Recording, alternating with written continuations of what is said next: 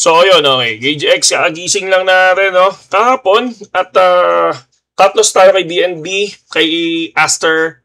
Ano tayo, no? Panalo tayo kay Aster. Profit tayo. And then ngayon, ang open trade natin ay ongoing tayo kay Floki. Okay? Kasi nakita natin nag-moonshot si Floki kanina. And then sabi ko, I think medyo may opportunity sa trade, ha? So, kung makapansin nyo, leverage, times 6 lang tayo. And then kung nag-times 10 tayo niyan, or baka nasa 100% na yan, di ba? Pero times 6 lang. So, risk management pa rin. So, ito yung post natin kanina. Ito muna, no? Kung mapapansin natin, ang Pilipinas ayin sa blockchain talaga. Di ba? Inaayin nila ang blockchain. Bakit? Para sa transparency. So, yan. Bam Aquino, si Mayor Magalong. So, yan yung mga nag-aay sa blockchain technology, di ba? So, mas maganda naman para at least kahit pa paano, di ba? Innovation nga eh. Kumbaga talagang darating din tayo sa time na ganyan. At least ang importante, meron na nagsimula, mga kapatid. Ayan, no? Okay? So, ngayon, makikita natin dito sa ating Facebook page. So, ayan. Okay? Post tayo dyan. Pero syempre, post din tayo ng olat natin. Ayan. Olat tayo kahapon ng $4 lang. Okay? Tulad ng sinasabi ko sa inyo, no? Pag hindi ako sigurado sa trade, napakaliit lang yan. No? Pakaliit lang ng margin natin. Tapos syempre, nag-post tayo na ito na, no? Si Floki. Medyo maganda-ganda. Nagmo-moonshot si Floki. Sa 4 hours time frame. Moonshot siya. And then ngayon, kahit pa paano, profit tayo ng 41 USDT, mga kapatid. Okay? So, ito siya ngayon. So far, 50%. No, ibababa na natin to. Ako kasi ang ginagawa katulad niyan, ito, nakaka-cut loss ako ng 39%. Tapos ngayon, ang gagawin natin sa kanya, magka-cut loss tayo sa kanya ng 44% naman.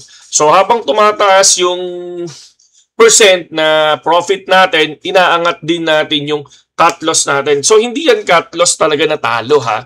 Kumbaga parang at least kahit papano, pag nag-44%, yung mismong 50% natin, magka-cut siya. Profit pa din tayo dun. Okay? So, ganun lang ginagawa natin dyan. So, para kahit matulog ka na, no? Automatic may 44% ka na. Okay? So, ganun ang ginagawa natin. Ha? So, ngayon, BTC, nag-aay na naman ako kay BTC. So far to, ang tinitingnan natin kay BTC, this one, no? So kung mapapansin natin, triple top na to. So hindi ko lang alam kung anong possible na pwedeng galaw ni BTC pag na-break niya yung top na yan. Pero ako naman, nag-aay ulit ako. Alam niyo naman tayo, na pag nakikita ko na medyo may opportunity, pumapasok tayo. Tulad ng sinasabi sa inyo, lahat ng ginagawa ko is pinapasukan ko. For me, no? Possible magkakaroon to ng ng drop. I think 108, 104. Siguro, ha? So ako, ang gagawin ko ngayon, pagka nakapag-TP na ako kay Floki, mag-short position ako kay BTC, pero times 25 leverage para at least kahit papaano medyo hindi ganun ka sakit, mga idol. Ay, hindi. Meron na pala akong 50 USDT. Okay. So, good na ako dito. Ayun. Nag-close na si Floki. So, ibig sabihin, kaya nag-close si Floki, ayun yung, yun yung 44%. Diba? So, check natin. Diba? Ayun yung 44%. Napakasimple.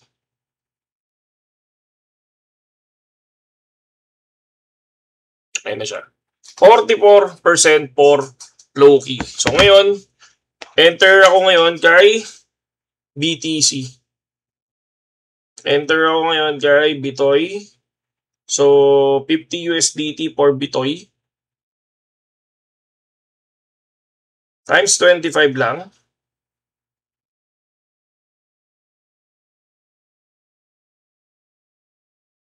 Yeah. Tayo dyan. Bang! Ayan na, times 25. So, tulad ng sinasabi ko sa inyo, no? Ginagawa ko ano yung tinitrade ko. Ay, ginagawa ko ano yung TA ko, yun yung tawag dito. Yun yung ginagawa ko. Pinapasukan ko. Kasi, TA ko yun eh. Sarili kong TA yun, mga kapatid. Diba? Yun lang naman yung pinaka-importante doon. Diba? And then ngayon, syempre, nag-eye din tayo for BNB ulit. No? So, BNB is nasa 1,150, 1,151. So, tingnan natin. Kamali lang talaga ako ng pasok dito. Maagang maaga. Tsaka si Aster. Kung mapansin natin si Aster, mga kapatid. Bakit walang pair si Aster? Ayun. Si Aster. Ay, bumaba na pala si Aster. Sayang. Nakatulog kasi ako eh. Ayan o. So dito, makikita nyo cut loss, pero hindi. No? Hindi tayo nag-cut loss kay Aster kahapon. So, andito kasi yung trade natin dyan kahapon sa ilalim. No? Diba? Nandito yan kahapon sa ilalim yan. Umabot siya ng ilan? 66%. So, pakita ko sa inyo yung 66%. Nauna ako nag-ano kay Aster. Sabi ko pa nga TP na eh. So, itong area na to, yan. 46%. No, hindi lang 46% yan. Nag-67% pa yan kagabi. So, nag-TP na tayo dyan, mga kapatid. Okay? So, hindi nyo ako mabash dyan. Kay BNB nyo lang ako mabash. Okay? So, possible, kung titingnan natin, yan po. Tingin mo, babagsak. So far sa akin, ang tinitingnan ko dito, mga kapatid, nandun na ako sa top na yon. Tong area na to. Kung nakita ko to kanina, nagpumasok na ako. So, dyan pa lang. So, we'll try na mag-short position. Yan. Kaya lang, hindi ako nakapasok kanina. So, titingnan ko na lang kung babalik siya dito sa area na to. Kapag bumalik siya sa area na to, yan, papasok ako dyan ulit. So far, nakaibitoy tayo ngayon. So, yun lang yung gagawin ko.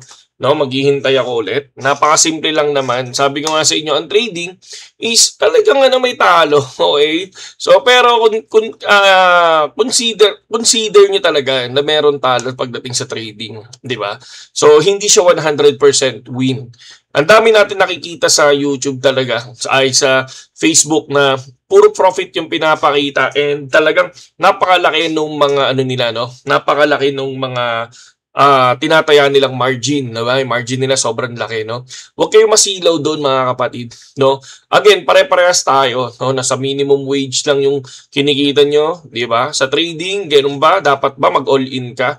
So, one time, big time yan, no? One time, big time, talo ka. Okay?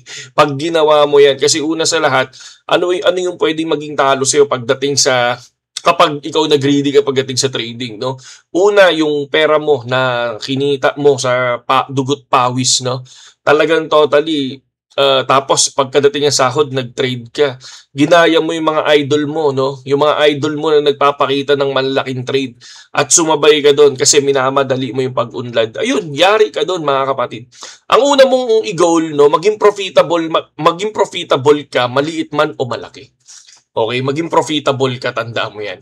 Yun yung i-goal mo. Kapag ka nag-trading ka, dumating sa time na ayaw mo nang gamitin yung free coin na demo money, doon sa, kunyari dito, for example, sa BitGet, di ba? Kunyari, ayaw mo nang gamitin yun. Kasi nga, tingin mo sarili mo, galing mo na, no? Bago ka mag-trade, isipin mo muna, kaya mo ba talaga? Kaya mo ba talagang mawala yung pera na tinitrade mo? No, ako, ang technique ko, hindi ko pinapanood yun lahat. Kasi nangyari na sa akin yun. No, talagang na-FOMO ako, natakot akong maiwan. Natakot akong maiwan na sila, yayaman na ako, hindi pa. Hindi, yun yung takot ko nun. Ayun, no? Nabaon ako lalo, di ba? Kita nyo yung kwento ng ko sa trading, di ba? 200,000 natalo sa akin ng 2021 or going 2022. Sakit nun, di ba? And then, yun ang ginawa ko ngayon. Nag-spot ako, no? Doon ako nag-DCA. Yan ang ginawa natin. Start ng cycle, no? Yan yung pinakamaganda dyan sa start ng cycle. Okay? So, yun lang naman yung mapapayo sa inyo, no? Maliit man o malaki, importante maging profit ka sa trading. No, kasi nakikita natin sa kanila, ang lalaki talaga. No, ang lalaki talaga ng profit nila. Huwag mo gayahin 'yon kasi hindi ikaw 'yun eh. Okay?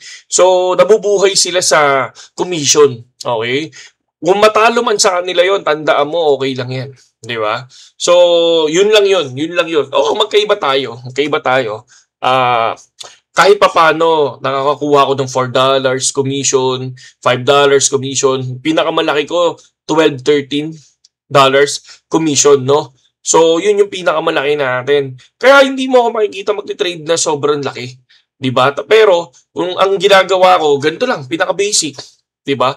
Gaano lang ako, nag-trade lang ako ng $5, $10, diba? So ngayon, pag nakakita naman ako na nag-moonshot, ayan na yan. So pag nakakita ako na nag-moonshot or rumekta umilalim, no, yung nag-drop talaga ng sobrang lupit, yan. Diyan mo na ako makikita na talaga totally magti-trade ako ng medyo matataas na margin. No, parang yung nangyari kay Floki, di ba? So, yun lang KJX at saludo sa inyo lahat.